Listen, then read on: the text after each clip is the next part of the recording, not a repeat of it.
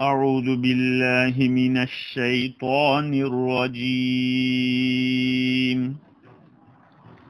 بسم الله الرحمن الرحيم. يا أيها الذين آمنوا عليكم أنفسكم لا يضركم من ضل إذا اهتديتم إلى الله مرجعكم جميعا فينبئكم بما كنتم تعملون. يا أيها الذين آمنوا شهادة بينكم إذا حضر أحدكم الموت حين الوصية اثنان ذوى عدل منكم أو آخران من غيركم إن أنتم ضربتم في الأرض فأصابتكم مصيبة الموت تحبسونهما من بعد الصلاة فيقسمان بالله إن ارتبتم لا نشتري به ثمنا ولو كان ذا قربى ولا نكتم شهادة الله إنا إذا لمن الآثمين. صدق اللہ العظیم. معزز سامعین، بزرگوں، پیارے بھائیوں، سننے والی خواتین، مائیں اور بہنیں، کل گزشتہ ہماری گفتگو چل رہی تھی اس باب میں کہ کفار مکہ اور دشمنان اسلام اپنی جہالت کا اظہار اس طرح کرتے جب ان کو دین کی دعوت دی جاتی تو کہتے کہ ہم تو اپنے باپ دادا کے دین کے اوپر قائم ہیں. اللہ تعالیٰ نے اس کا جواب دیا کہ ان کے پاس کیا علم بھی نہیں تھا اور صحیح راستے پر بھی نہیں تھے، تب بھی ان کی پیروی کریں گے. جس سے بات معلوم ہو رہی تھی کہ کسی کے اگر آپ پیروی کر رہے ہیں تو اس کے پاس علم بھی ہونا ضروری ہے اور عمل کا ہونا بھی ضروری ہے. عمل تو ہے لیکن علم نہیں ہے تو کیسے رہنمائی کرے گا؟ علم ہے اور عمل نہیں ہے تو پھر کیسے اس کا اقتداء کیا جائے گا؟ اسی لیے جو حضرات تقلید کے بارے میں اعتراض کرتے ہیں، ائمہ اربعہ کے مقلد ہونے پر اعتراض کرتے ہیں اور یہ آیت کریمہ پیش کرتے ہیں، یہ بہت بڑی جہالت ہے. اس لیے کہ یہ چار امام جس زمانے میں تھے اس زمانے میں اور بھی علماء تھے اور بھی ائمہ تھے، لیکن امت نے ان چار کے تقلید کے اوپر اتفاق کر لیا اور اگر ایک کو قبول کیا تو ایک کے پیچھے چلتے رہیں گے. تلفیق کو حرام کیا، کبھی حنفی، کبھی شافی، کبھی مالکی، کبھی حنبلی. یہ تلفیق ہے، یہ نفس پرستی ہے، خواہش پرستی ہے. لہذا ایک ہی امام کے پیچھے چلا جائے گا. دوسری بات یہ ہے کہ جو لوگ اس آیت کو تقلید کے خلاف پیش کرتے ہیں ان کو معلوم ہونا چاہیے کہ یہ تقلید ہی کے فیور کی بہترین دلیل ہے، اس لیے کہ علم اور عمل یہ دو چیزیں ایسی ہے کہ آدمی کو مجبور کرتی ہے کہ اس کا پیچھے اس کا اتباع کیا جائے. اور یہ چار امام خیر القرون کے اندر تھے اور ساتھ میں بڑے علم والے تھے، قرآن اور حدیث کا علم تھا. یہ تو حد درمی ہے اور عصبیت ہے، تعصب ہے، حسد ہے. امام ابو حنیفہ رحمۃ اللہ علیہ سے جو جہالت کے مارے لوگ کہہ دیتے ہیں کہ ان کے پاس تو کچھ ہی حدیثیں تھی. ارے بے وقوفو، کچھ ہی حدیثیں تھی تو اس نے اتنے مسائل نکالے کیسے؟ ہاں یہ کہیں گے کہ ان کے زمانے میں محدثین دو قسم کے تھے. کچھ لوگ حفظ حدیث کے پیچھے لگے تھے، حدیثوں کو یاد کرنے، ضبط کرنے، تو کچھ لوگ وہ تھے جو حدیث کے معانی کو نکالنے میں، اس کے اندر گہرائی میں جانے کے اندر لگے تھے. امام ابو حنیفہ رحمۃ اللہ علیہ کے پاس حدیثوں کا ذخیرہ تھا. آپ کے اسٹوڈنٹ ایسے تھے جن کے پاس 5-5 لاکھ حدیثیں موجود تھی، اتنے ایسے حدیث کے حافظ موجود تھے. خیر وہ ایک الگ ٹاپک ہے، لیکن چونکہ اس کا تعلق ہے کہ کچھ حضرات تقلید کے خلاف دلیل پیش کرتے تو یہ آیت پیش کرتے، حالانکہ یہ تو تقلید کے لیے دلیل ہے کہ علم اور عمل جس کے پاس ہوگا اس کے پیچھے چلا جائے گا. اور یہ لوگ علم و عمل کے پیکر تھے، ان کی زندگیاں دیکھ لیں.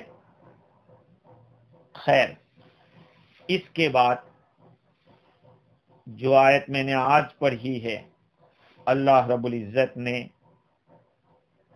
اس کے اندر تسلی کا سامان رکھا ہے ان لوگوں کے لیے، ان ایمان والوں کے لیے جو دین کا کام کرتے تھے، لوگوں کو صحیح راستے پر لانے کی فکر کرتے تھے.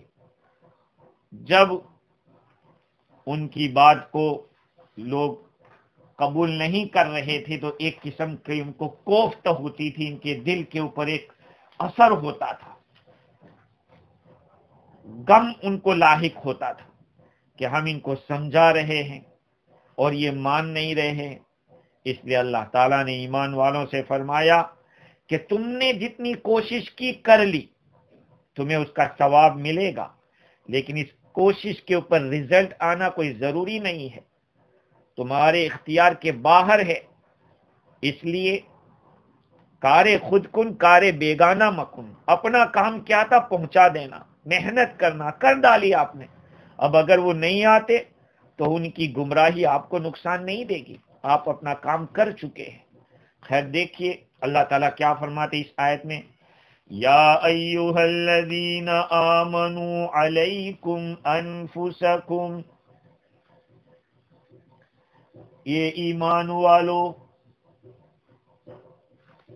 تمہارے ذمے اپنی فکر کرنا ضروری ہے، تم پر لازم ہے کہ اپنی جان کی فکر کرو. تم کو نقصان نہیں دے گا وہ آدمی جو گمراہ ہو جائے جبکہ تم خود ہدایت پہ ہو. الی اللہ مرجعکم جمیعا، اللہ ہی کی طرف تم سب کا لوٹنا ہے. فَيُنَبِّئُكُم بِمَا كُنتُمْ تَعْمَلُونَ، پھر وہ تم سب کو اللہ تعالیٰ بتلائیں گے ان اعمال کو جس کو تم کیا کرتے تھے. اے ایمان والو اپنی اصلاح کی فکر کرو، اللہ تعالیٰ یہ فرما رہے ہیں اصل کام تمہارے ذمے یہ ہے. باقی دوسروں کی اصلاح کے متعلق تو جب تم محنت کر چکے ہیں اور خود ہدایت پہ ہو تو دوسروں کی گمراہی تم کو نقصان نہیں دے گی. یہ تو اس کا معنی ہے. امام راضی نے لکھا کہ اس کا مطلب یہ ہے علیکم انفسکم، اپنی فکر کرو کا مطلب یہ ہے کہ تم اپنی جان کو محفوظ رکھو گناہ کے ارتکاب کرنے سے اور گناہوں کے اوپر اڑے رہنے سے. پہلے سے گناہ کے ارتکاب سے بچو، اور اگر ہو گیا تو پھر اس پہ اصرار مت کرو، اڑے مت رہو، توبہ کر لو. ہاں یہ تو اس کا معنی ہے، لیکن شان نزول کیا، یہ کیوں نازل ہوئی؟ امام راضی نے تقریباً اس میں 3 اقوال نقل کیے.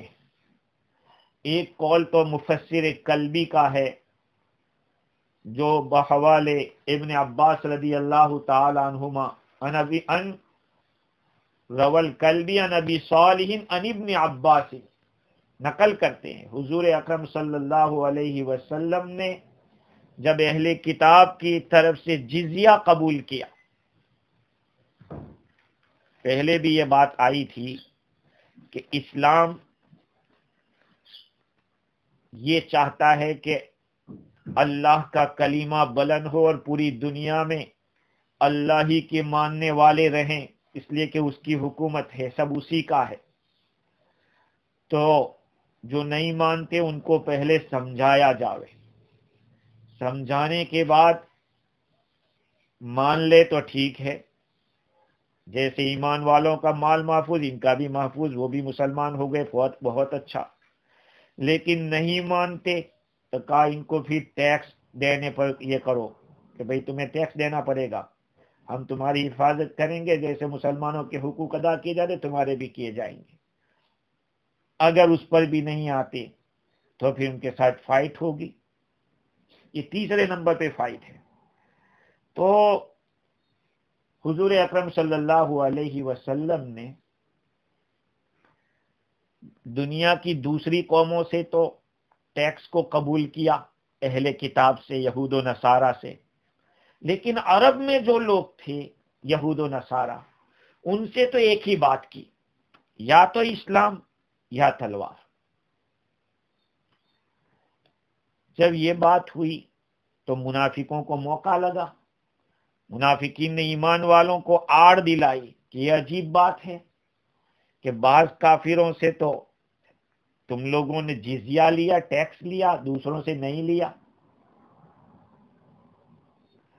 اللہ تعالیٰ فرماتے ہیں کہ اس آیت کریمہ کے اندر اللہ تعالیٰ نے ان ایمان والوں کو جن سے منافقین نے یہ بات کہی تھی، ظاہری بات ہے ہمیں بھی تکلیف ہوتی ہے اگر کوئی اسلام کے بارے میں کچھ کہتا ہے یا اسلام سے متعلق کسی چیز کے بارے میں کچھ بولتا ہے، اور یہ ایمان کا تقاضا ہے، رنج ہونا چاہیے.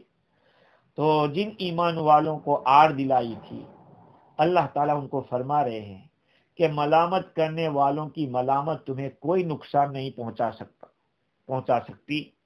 جبکہ تم ہدایت پر ہو، تم صحیح راستے پہ ہو تو ڈرنے کی ضرورت نہیں ہے. اس وقت یہ آیت کریمہ نازل ہوئی. امام راضی نے دوسرا قول یہ لکھا ہے کہ یہ آیت کریمہ اس وقت نازل ہوئی کہ ایمان والوں کو ان کے تعلق والے یا ان کے قریب والے پڑوسی رشتہ دار جو کچھ بھی ہوں گے، ان رشتہ داروں کی گمراہی اور ان کا کفر ان کو تکلیف دیتا تھا، بھاری پڑتا تھا کہ یہ کیوں اسلام میں داخل نہیں ہوتے. اللہ تعالیٰ نے ان کو فرما دیا کہ دیکھو ان کی فکر میں مت پڑو، تم اپنے آپ کو بچاؤ، اپنی فکر کرو. ہاں، ہدایت کے راستے پر چلنے میں اور اپنے نفس کی اصلاح کرنے میں لگے رہو، یہ تمہاری ذمہ داری ہے. اگر گمراہ ہونے والے گمراہ ہو رہے ہیں، جہالت والے جہالت کر رہے ہیں تو ان کی طرف توجہ مت دو. ان کا یہ گمراہ ہونا اور ان کی یہ جہالت آپ کو کچھ بھی نقصان نہیں پہنچا سکتے. یہ اس وقت آیت نازل ہوئی. تیسرا قول امام راضی نے یہ لکھا کہ بعض ایمان والے جن کے رشتہ دار کفر پر مر گئے تھے تو ان کے کفر کے اوپر مرنے پر افسوس ہوا، غم ہو رہا تھا کہ یہ مر گئے کفر کے اوپر، تو وہ جہنم میں جلیں گے. اللہ تعالیٰ نے اس آیت کریمہ میں منع کیا کہ آپ کو ان کی فکر کی ضرورت نہیں ہے. امام راضی لکھتے ہیں کہ میرے نزدیک زیادہ قریب یہ ہے کہ اوپر جیسے اللہ تعالیٰ نے بتلایا کہ ان کو جب کہا جاتا کہ اللہ کے اور اس کے رسول کی طرف آ جاؤ تو کیا کہتے تھے؟ حسبنا ما وجدنا علیہ آبانا، کہ ہمیں تو وہی کافی ہے جس پر ہم نے اپنے باپ دادا کو پایا تھا. تو اللہ تعالیٰ نے اس آیت کریمہ کو نازل فرما کر یہ بتلا دیا کہ ایمان والوں کو چاہیے کہ اپنے دین کے اوپر قائم رہے اور یہ بات یاد رکھیں کہ تم اپنے دین کے اوپر راسخ ہو اور ثابت ہو تو پھر جو یہ کہہ رہے کہ ہم نے باپ دادا کو جس پر پایا تھا وہی صحیح ہے، ان کی گمراہی تم کو نقصان نہیں دے گی۔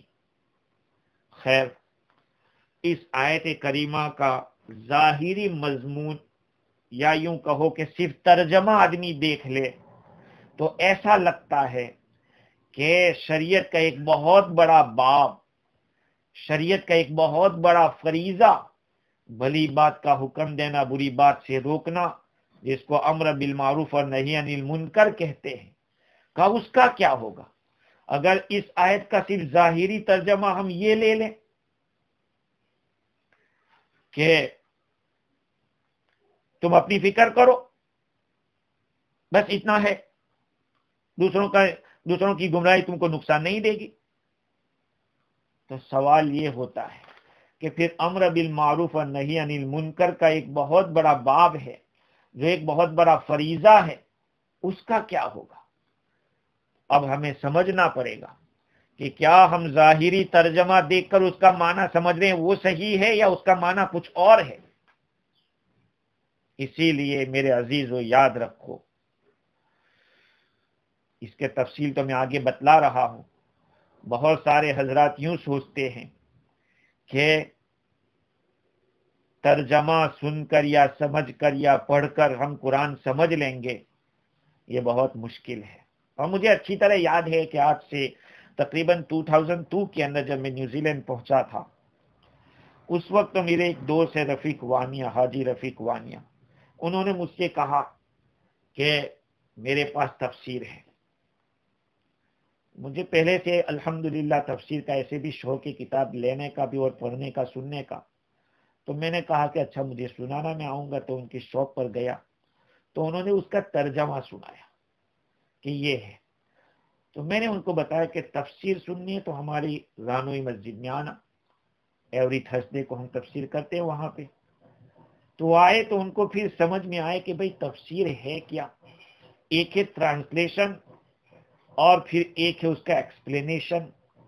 ایکسپلینیشن کے اندر ریویل کی حالت میں ہوئی تھی آیت کریمہ، یہ ورس فلاں ورس سے ٹکرا رہا ہے تو اس کا کیا جواب ہے، کون سی آیت پہلے نازل ہوئی، کون سی بعد میں نازل ہوئی، یہ سب باتیں تفسیر کے اندر آتی ہے۔ تو ایک ہے ترجمہ، تو صرف ترجمہ دیکھ لینے سے آپ اس کی جو گہرائی ہے، گہرائی ہے یا جو گہرائی ہے وہ نہیں سمجھ پاتے۔ اس لیے اس آیت کریمہ کا ظاہری ترجمہ تو ایسا لگا کہ تم اپنی فکر کرو، لیکن قرآن مجید کی بہت ساری آیتیں یہ بتلا رہی ہے کہ امر بالمعروف اور نہی عن المنکر ایک بہت بڑا فریضہ ہے، جس کو کرنا ہر مسلمان کی ذمہ داری ہے۔ درجات تو الگ ہو سکتے ہیں کہ کوئی امر بالمعروف نہی عن المنکر ہاتھ سے کر سکتا ہے، تو کوئی زبان سے کر سکتا ہے، تو کوئی دل سے برا سمجھتا ہے کسی برائی کو، نہی عن المنکر، تو اس کے درجات ہو سکتے ہیں۔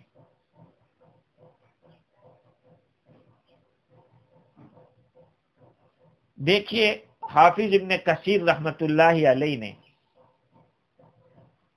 اسی بات کو واضح کرنے کے لیے تقریباً 7 صحابہ کرام کا حوالہ دیا ہے، اور امام فخر الدین رازی نے تقریباً 8 وجہ لکھی ہے، جس سے پتہ چلتا ہے کہ اس کا معنی کیا ہے۔ صرف یہ نہیں ہے کہ ایمان والو اپنی فکر کرو بس جاؤ دوسرے جائے چولہے بھر میں، نہیں، اس کے ہمیں فکر کرنے کی ضرورت نہیں، ایسا مطلب نہیں ہے، بلکہ اس کا مطلب کچھ اور ہے۔ سنیے، امام رازی نے سب سے پہلی وجہ یہ لکھی، اور یہ لکھا کہ یہی قول جس کے اوپر اکثر علماء کہتے ہیں کہ آیت اس بات پر دلالت نہیں کر رہی ہے کہ تم اپنی زندگی میں صحیح ہو بس کافی ہے، دوسرے کی فکر کرنے کی ضرورت نہیں، اس پر دلالت نہیں کرتی، بلکہ آیت دلالت کرے اس بات کے اوپر کہ جو اپنے رب کی اطاعت کرتا ہے وہ گنہگار کے گناہ کی وجہ سے پکڑا نہیں جائے گا.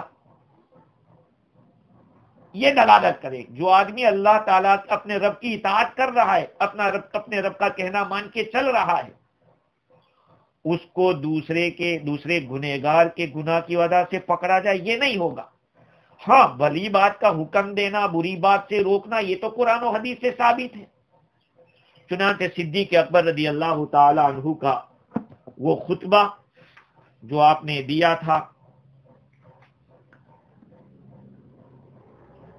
مسند احمد میں قیس بن ابی حازم سے منقول ہے کہ قام ابو بکر الصدیق فحمد اللہ واثنى علیہ. ابو بکر صدیق رضی اللہ تعالیٰ عنہ کھڑے ہوئے. امام رازی نے لکھا کہ خطب الصدیق رضی اللہ عنہ، خطبہ دیا آپ نے. ابن کثیر لکھتے ہیں فحمد اللہ واثنى علیہ، اللہ کی تعریف کی، حمد و ثنا کی. پھر فرمایا ایھا الناس، اے لوگو، انکم تقرؤون هذه الآیہ، تم یہ آیت کریمہ پڑھتے ہو، یا ایھا الذین آمنوا علیکم انفسکم لا یضرکم من ضل اذا اہتدیتم، یہ آیت تم پڑھتے ہو. وانکم تضعونها علی غیر موضعها، اور تم اس کو دوسری جگہ پر اس کو فٹ کرتے ہو. اس کا جو میننگ ہے جو تم فٹ کر رہے ہو وہ نہیں ہے. کیوں؟ اس لیے کہ وَإِنِّي سَمِعْتُ رسول اللہ صلی اللہ علیہ وسلم یقول، میں نے آقا صلی اللہ علیہ وسلم کو یہ فرماتے ہوئے سنا، ان الناس اذا رأوا المنکر ولا یغیرونہ یوشک اللہ عز وجل ان یؤمہم بعقابہ.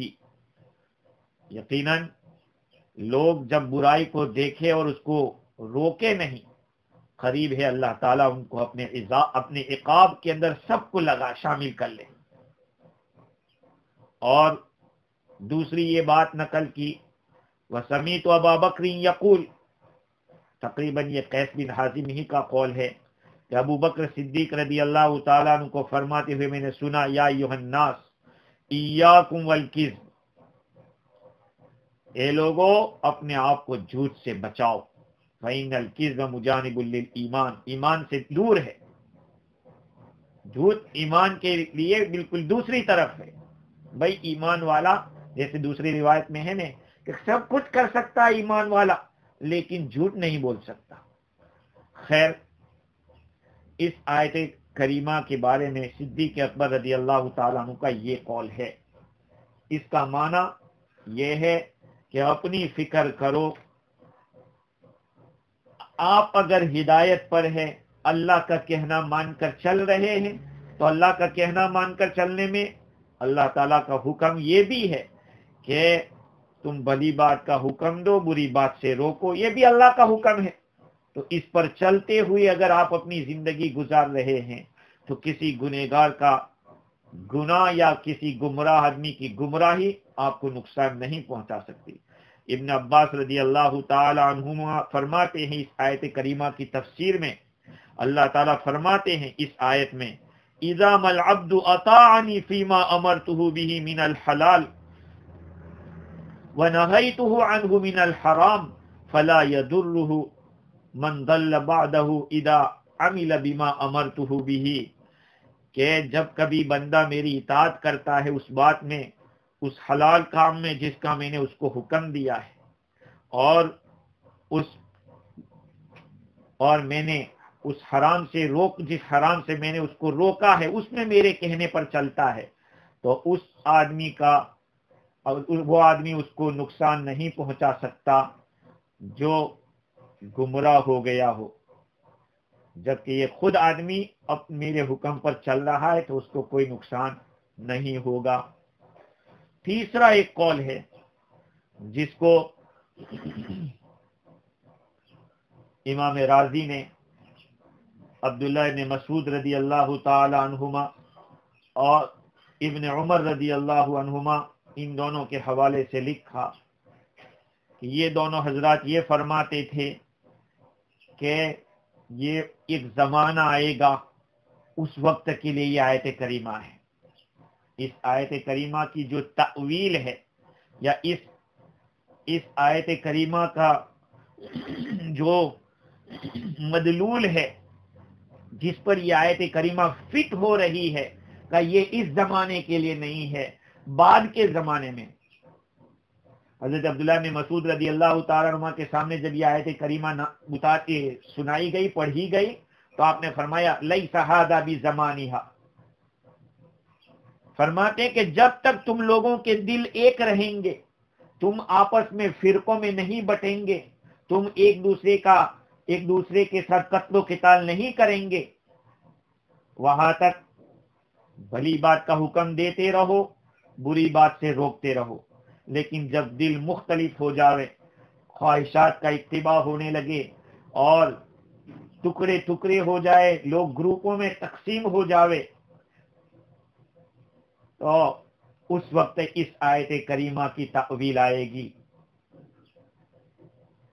امام رازی نے ٹھیک ہے کلام کیا ہے اس کے اوپر، لیکن قرآن مجید کی آیت ہو سکتا ہے کہ یہ بعد میں چل کے بھی آوے، اس طرح کا زمانہ ہے، اس وقت تو اس کے لیے احادیث شریفہ موجود ہے کہ اس وقت کیا کرنا پڑے گا۔ حافظ ابن کثیر رحمت اللہ علیہ نے ابو ثعلبہ خشنی رضی اللہ تعالی عنہ کی روایت نقل کی۔ ابو امیہ شعبانی فرماتے کہ میں ان کی خدمت میں حاضر ہوا، میں نے پوچھا کہ حضرت آپ اس آیت کریمہ میں کیا فرماتے؟ فرمایا ایتو آیہ، کون سی آیت؟ تو ابو امیہ شعبانی نے یہ آیت پڑھی، یا ایھا الذین آمنوا علیکم انفسکم لا یضرکم من ضل اذا اہتدیتم۔ جب یہ آیت پڑھی تو حضرت ابو ثعلبہ خشنی رضی اللہ تعالی عنہ نے فرمایا واللہ سألت عنہا خبیرا، تم نے ایک باخبر آدمی سے اس کے بارے میں پوچھا ہے۔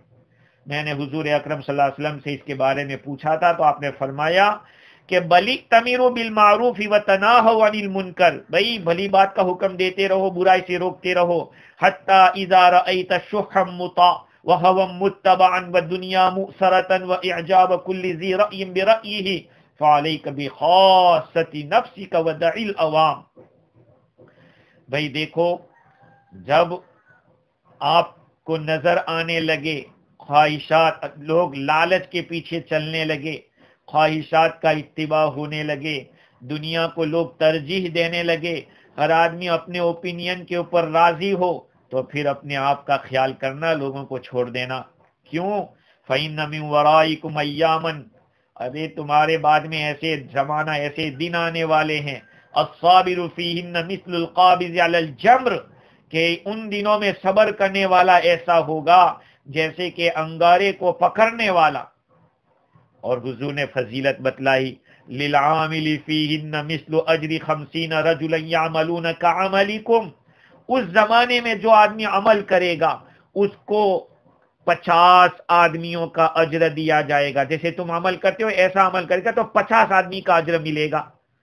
عرض کیا یا رسول اللہ اجر 50 رجلا منا او منہم، کا ہمارے 50 آدمیوں کا ثواب ملے گا کہ ان کے 50 آدمیوں کا ثواب؟ فرمایا بل اجر 50 رجلا منکم، تمہارے 50 آدمی کا ثواب اس ایک آدمی کو ملے گا۔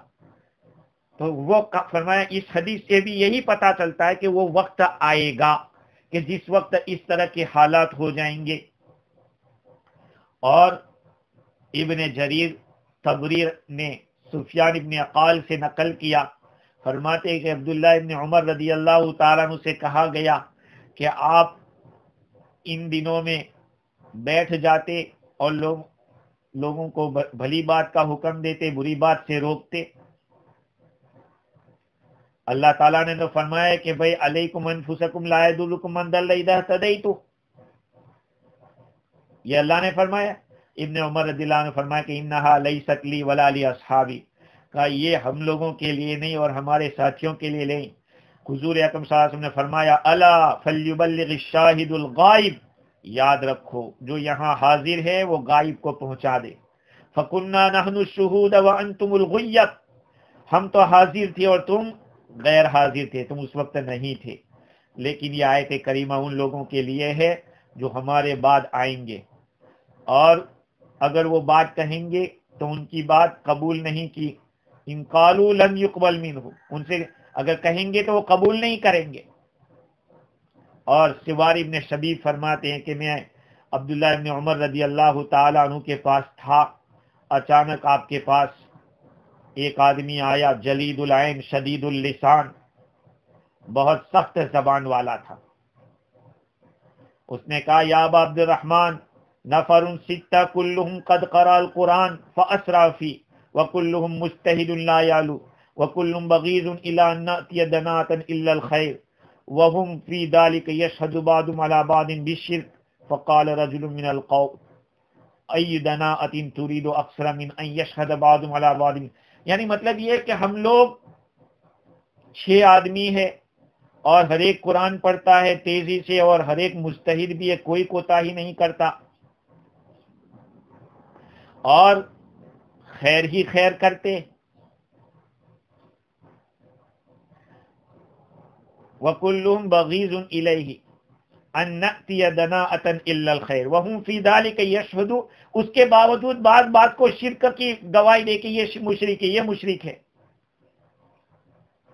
فقال رجل من القوم وأي دناة تريد أكثر من أن يشهدوا. بھائی کیا بات ہے، وہ کون سی چیز ہے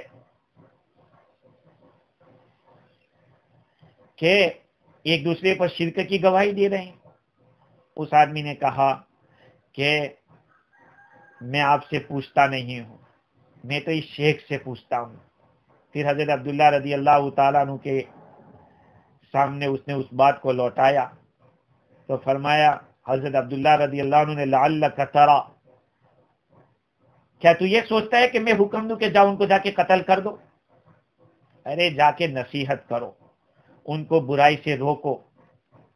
اگر وہ تمہاری نافرمانی کرے تو پھر اپنی فکر کرنا، اس لیے کہ اللہ تعالیٰ نے فرمایا یا ایھا الذین آمنوا علیکم انفسکم.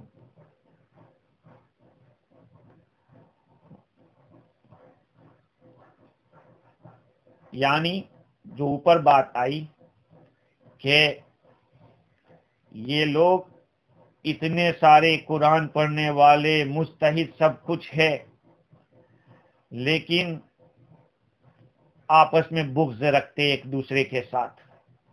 ہاں، خیر کا نام نہیں ہے، دنات ہی دنات، گھٹیا پن ہی گھٹیا پن، یہاں تک کہ ایک دوسرے کو مشرک کہنے لگے.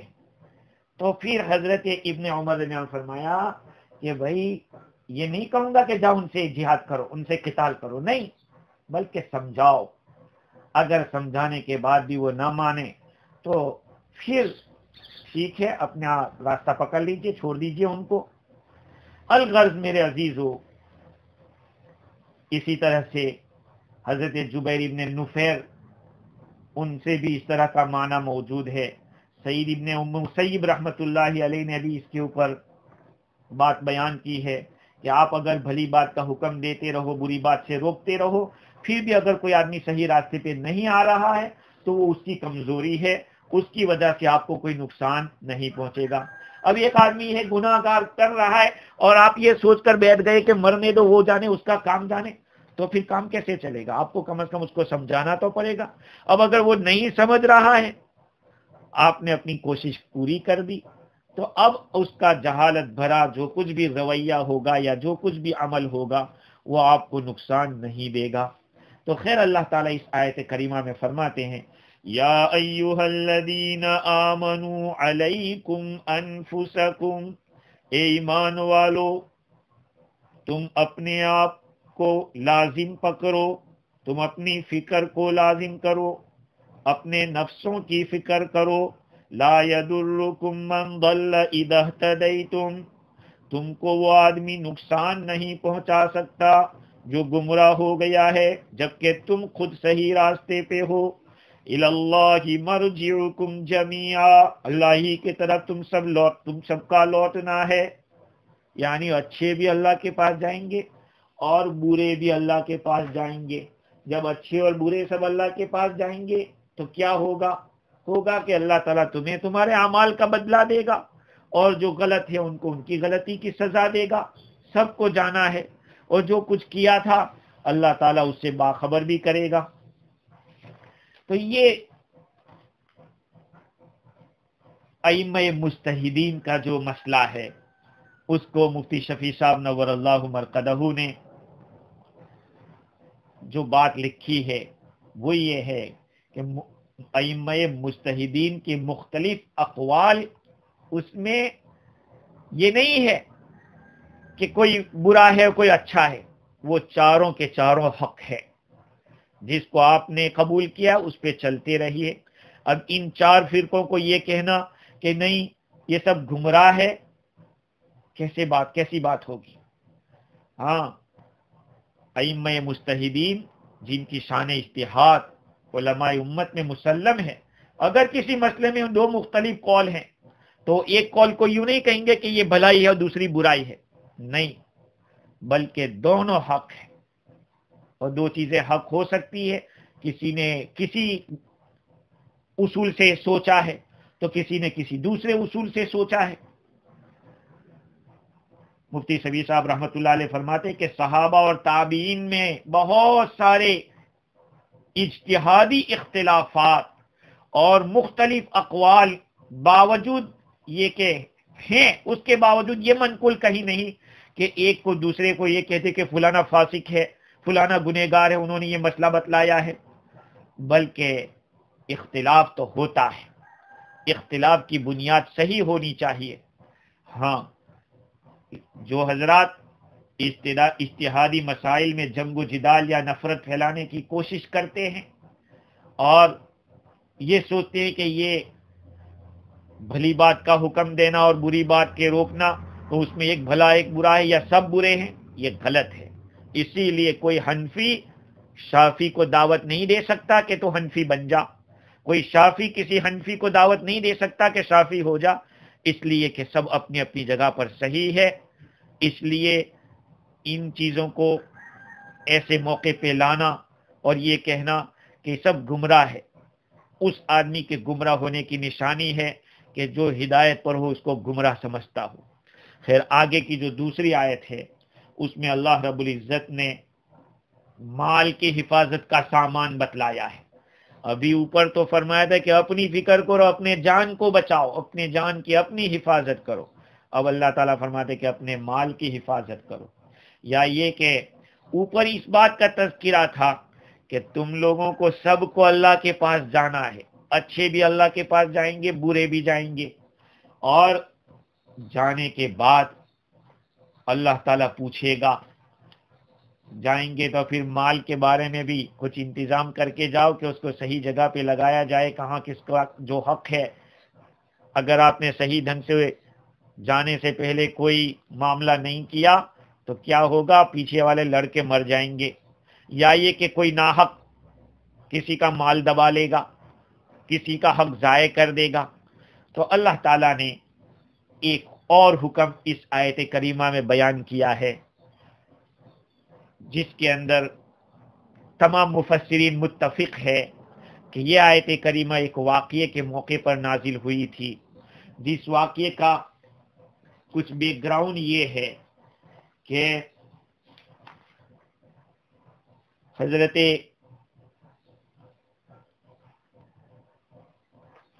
عدی اور دوسرے نمبر پہ حضرت تمیم داری رضی اللہ عنہ اور حضرت عدی، یہ دونوں پہلے نصرانی تھے اور ان کا کام تھا تجارت کرنا۔ یہ شام کی طرف جاتے تھے اور اپنا تجارت کا معاملہ کرتے رہتے تھے۔ ایک دفعہ ہوا یہ کہ یہ دونوں تمیم بن اوس داری اور عدی بن بدہ، یہ دونوں اسلام میں ابھی داخل نہیں، تمیم داری رضی اللہ عنہ بھی اسلام میں داخل نہیں ہوئے تھے، مدینہ منورہ سے شام گئے تجارت کی غرض سے۔ ان کے ساتھ ایک مسلمان اور بھی تھے جو مہاجر بھی تھے، حضرت بدیل مولا بن عمرو بن عاص رضی اللہ تعالیٰ عنہ، یہ تجارت کی غرض سے یہ بھی گئے ہوئے تھے۔ یہ تینوں پہنچے شام۔ ملک شام پہنچ کر حضرت بدیل بیمار ہو گئے، بہت زیادہ بیمار ہو گئے، اور ان کو اب امید نہیں رہی کہ میں واپس پہنچ سکوں گا۔ اس لیے فکر لاحق ہوا کہ اس مال کا کیا کیا جائے۔ جو مال تھا اس کی ایک فہرست بنائی، انہوں نے ایک لسٹ بنا لی کہ میرا کیا کیا مال ہے، کتنی کتنی چیزیں ہیں، سب کا ایک نسخہ تیار کیا۔ امام راضی نے لکھا ہے کہ اس پورے نسخے کو تیار کر کے اپنے جو کپڑے تھے اس تھیلے کے اندر اس کے کسی کپڑے کے جیب میں یا کسی جگہ رکھ دیا، اور ان دو آدمیوں کو جو مسلمان اس وقت نہیں تھے ان کو کہا کہ وصیت کی یہ میرا سامان ہے، تم اس کو میرے گھرے پہنچا دینا۔ ٹھیک ہے، ان کو یہ بتایا نہیں کہ میں نے اس طرح کی چٹھی لکھی ہے کہ اس میں یہ سامان ہے، سب سونپ دیا۔ مدینہ منورہ یہ لوگ واپس آئے، انہوں نے کہہ دیا تھا کہ جب میرا جاؤ تو پورا سامان پہنچا دینا۔ حضرت بدیل گزر گئے، دونوں نصرانی اپنے کام سے فارغ ہو کر مدینہ منورہ واپس آئے۔ اب جو سامان انہوں نے چھوڑا تھا اس میں ایک پیالہ تھا، وہ پیالہ بڑا قیمتی تھا، سونے کا چاندی کا تھا، اور 300 مسکال اس میں چاندی تھی، 300 مسکال، اور اس پہ سونے کا خول لگا ہوا تھا، جھول چڑھا ہوا تھا۔ اور مفسر قرطبی نے تو یہ بھی لکھا ہے کہ وہ پیالہ کسی بادشاہ نے منگوایا تھا اور وہ بادشاہ کو دینا تھا، یہ ان کی تجارت تھی، بہت بڑی تجارت تھی، سونے کا پیالہ، چاندی کا پیالہ تو بادشاہ کو دینے کا تھا۔ ان دونوں نے کیا کیا، اس پیالے کو بیچ ڈالا۔ بعض کتابوں میں لکھا ہے کہ 1000 درہم میں بیچا، دونوں نے 500 لے لیے۔ گھر آ کے جو کچھ بھی سامان تھا پیالے کے سوا وہ حضرت بدیل کے گھر والوں کو، وارثوں کو لا کر دے دیا۔ وارثوں نے جب مال دیکھا تو اس میں وہ لسٹ ملی، فہرست، اس میں ہر چیز کی تفصیل تھی، اور اس تفصیل کے مطابق، فہرست کے مطابق مال کو جانچا تو وہ چاندی کا پیالہ نہیں ملا۔ یہ رشتہ دار تمیم داری اور ابی کے پاس گئے، ان سے پوچھا کہ کیا بدیل نے بیماری کی حالت میں اپنا مال فروخت کر دیا؟ انہوں نے کہا کہ نہیں۔ وارثوں نے کہا کہ ہم کو اس سامان میں ایک فہرست ملی ہے جس میں اس کے کل مال اور اسباب کی تفصیل ہے، اور اس فہرست کے مطابق ایک چاندی کا پیالہ نہیں ملتا جس پر سونے کا جھول تھا، اور 300 مسکال چاندی تھی۔ انہوں نے کہا ہم کو کچھ معلوم نہیں، جو چیز اس نے ہمارے سپرد کی تھی وہ ہم نے تمہارے سپرد کر دی۔ اب ظاہری بات ہے حضور اکرم صلی اللہ علیہ وسلم موجود ہے اس زمانے میں، تو آپ ہی کی بارگاہ میں جائے گا مسئلہ۔ یہ ورثہ رشتہ دار اپنا معاملہ اور مقدمہ لے کر آن حضرت صلی اللہ علیہ وسلم کے سامنے آئے اور پیش کیا۔ وہ دونوں اپنے انکار پر قائم رہے۔ ظاہری بات ہے کہ یہ لوگ دعویٰ کر رہے رشتہ دار کہ ہمارا پیالہ تھا اور یہ پیالہ دے نہیں رہے، تو شریعت کا اصول یہ ہے البینۃ علی من ادعا والیمین علی من انکر، جو دعویٰ کرتا ہے اس کو گواہ پیش کرنے پڑتے ہیں، اور جو انکار کرتا ہے اس کو قسم کھانی پڑتی ہے۔ اس لیے یہ دونوں قسم کھانے کے لیے تیار ہو گئے۔ ان سے کہا گیا بھائی گواہ ہے تمہارے پاس؟ کا گواہ ہمارے پاس کہاں سے ہوتے؟ انہوں نے قسم کھائی کہ ہم نے کوئی خیانت نہیں کی ہے۔ وہ دونوں قسم کھا گئے تو چھوٹ گئے، جھوٹی قسم کھا کے قصہ ختم ہو گیا۔ کچھ دنوں کے بعد وہ پیالہ پکڑا گیا، کسی کے پاس ملا، اور جس کے پاس پیالہ ملا اس سے دریافت کیا گیا یہ تیرے پاس پیالہ آیا کہاں سے؟ اس نے کہا یہ پیالہ میں نے تمیم اور عدی سے خریدا ہے۔ اب یہ مسئلہ دوبارہ پیش آیا حضور کی خدمت میں۔ آپ صلی اللہ علیہ وسلم نے اس وقت وہ دونوں نصرانی سے پوچھا کہ بھئی یہ پیالہ تک وہ تو ہم نے اس سے خرید لیا تھا، بدیل سے ہم نے خرید لیا تھا، تو وہ ہم نے بیچا ہے. تو اب یہ مدعی ہوئے خریدنے کے، تو ان سے کہا کہ گواہ لاؤ، تمہارے پاس گواہ ہو تو دو کہ یہ پیالہ تم نے ان کے پاس سے خریدا تھا. ورثہ نہ کہہ رہے کہ نہیں خریدا ہے، اس میں فہرست میں لکھا ہوا موجود ہے کہ پیالہ میں نے بیچا ہے، اگر بیچ دیا ہوتا تو اس کا نام ہی نہیں آتا. تو یہ منکر ہوئے، اور ان نصارہ کے پاس گواہ تو تھے نہیں، وہ گواہ نہیں پیش کر سکے.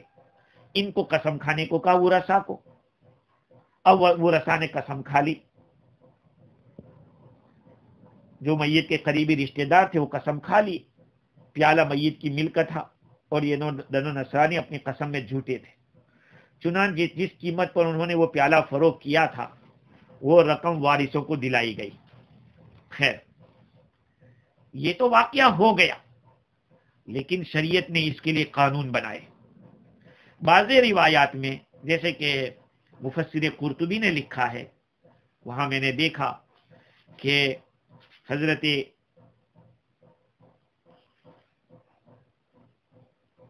جو تمیم داری ہے رضی اللہ تعالی عنہ، وہ اس وقت اسلام میں داخل نہیں ہوئے تھے، لیکن اسلام میں داخل ہونے کے بعد ان کو احساس ہوا، افسوس ہوا کہ ہم نے غلط کیا تھا. اس لیے حضور اکرم صلی اللہ علیہ وسلم کے پاس جا کر یہ بات کہہ دی کہ میں نے یہ غلطی کی تھی، ہم لوگوں نے اس کو 1000 میں بیچا تھا،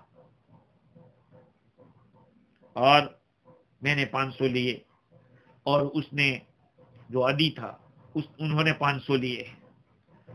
تو یہ آدمی اپنے حضرت تمیم داری رضی اللہ تعالیٰ عنہ اپنے 500 درہم لے کر ان کے گھر والوں کے پاس پہنچے اور وہ چیز پہنچا دی.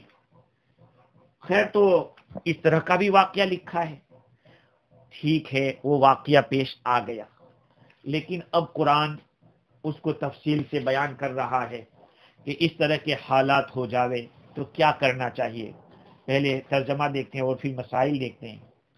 یا ایھا الذین آمنوا شہادۃ بینکم اذا حضر احدکم الموت حین الوصیۃ اثنان ذوا عدل منکم او آخران من غیرکم ان انتم ضربتم فی الارض فاصابتکم مصیبۃ الموت. اے ایمان والو، تمہارے آپس کے معاملات میں دو آدمی وصی ہونا مناسب ہے جبکہ تم میں سے کسی کو موت آنے لگے. وصیت کرنے کے وقت، اے ایمان والو، جب تم میں سے کسی کو موت آ جاوے، موت کا وقت آ جاوے، تو وصیت کرنے کے وقت تمہارے درمیان دو ایسے آدمی گواہ ہونے چاہیے جو عادل ہو، دیندار ہو، تم میں سے ہو یعنی ایمان والوں میں سے ہو، یا غیر قوم کے دو شخص ہو. اگر مسلمان نہ ملے، مثلا کہیں سفر میں ہے، پھر موت کا واقعہ پیش آ جائے. مولانا تھانوی رحمت اللہ علیہ لکھتے ہیں کہ یہ سب امور واجب نہیں ہے مگر مناسب اور بہتر ہے، ورنہ جس طرح بالکل وصی نہ بنانا جائز ہے، اگر ایک وصی ہو یا عادل نہ ہو یا گھرے ہو اور غیر مسلم کو بنا دے، سب جائز ہے. لیکن یہ جو قرآن کہہ رہا ہے وہ ایک مناسب اصول بتلا رہا ہے کہ جب تم میں سے کوئی آدمی وصیت کر رہا ہے، اور آدمی وصیت کب کرتا ہے؟ دنیا سے جاتے ہوئے وصیت کرتا ہے. کہا اس وقت گواہ ہونے چاہیے کہ فلاں فلاں میرے گواہ ہیں. ہاں، اگر ایمان والے نہیں مل رہے ہیں تو دوسرے کوئی اگر مل جائے وہ بھی چل جائیں گے. ارے دو نہیں ملتے ایک ہوگا ایماندار، وہ بھی چل جائے گا. اور اگر سفر میں ہے اور یہ مصیبت یعنی موت کی مصیبت آ جاوے تب بھی اس طرح سے کیا جائے گا. تحبسونہما من بعد الصلاة فیقسمان باللہ ان ارتبتم لا نشتری به ثمنا ولو كان ذا قربا ولا نكتم شہادۃ اللہ انا اذا لمن الآثمین. اگر تم کو شبہ ہو جاوے، ان ارتبتم، اگر تم کو شبہ ہو جاوے تو پھر ان دونوں وصیوں کو نماز عصر کے بعد روک لو. پھر وہ دونوں قسم کھائے اللہ تعالیٰ کی کہ ہم اس قسم کے ذریعے نہ کچھ مال کما رہے ہیں اگرچہ ہمارے رشتہ دار کیوں نہ ہو، اور نہ ہم اللہ کی کوئی گواہی چھپا رہے ہیں. اگر ہم نے ایسا کیا تو ہم بے شک گنہگار ہیں. یہ ان کے پاس قسم لی جائے گی. علماء کرام نے عصر کا وقت بھی لکھا ہے. ٹھیک ہے، اس آیت کریمہ پر انشاءاللہ تفصیلی گفتگو اور آئندہ کل کریں گے. اللہ تعالی ہمیں دین کی صحیح سمجھ عطا فرماوے، عمل کی توفیق عطا فرماوے. وآخر دعوانا الحمدللہ رب العالمین.